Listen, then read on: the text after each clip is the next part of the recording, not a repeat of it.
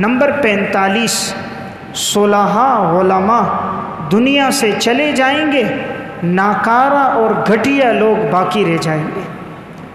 دیندار لوگ، علماء، صلحاء، اچھے لوگ دنیا سے چلے جائیں گے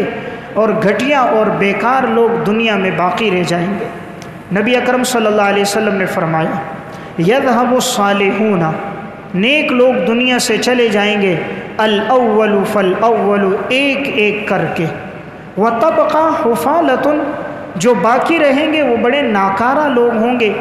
کا حفالة الشعیر او التمر، جس طرح کے جوں اور کھجور کے اندر جو بھوسا رہتا ہے ناکارہ، لا یبالیہم اللہ بالۃ، اللہ کو ان کی کوئی پرواہ نہیں ہوگی۔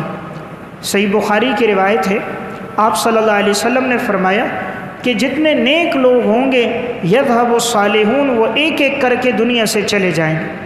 آپ دیکھیں کرونا کے دنوں میں کتنے بڑے بڑے جید علماء دنیا سے چلے، ہر آئے دن نیک لوگ دنیا سے اٹھتے جا رہے ہیں، نیک لوگ دنیا سے جا رہے ہیں، علماء صلحاء جا رہے ہیں، فساق فجار باقی رہ رہے ہیں۔ وہ لوگ باقی رہ رہے، طبقہ حفالۃ، حفالہ کہتے ہیں بھوسے کو، جس طرح آپ نے فرمایا جوں کا بھوسا، کھجور کا بھوسا،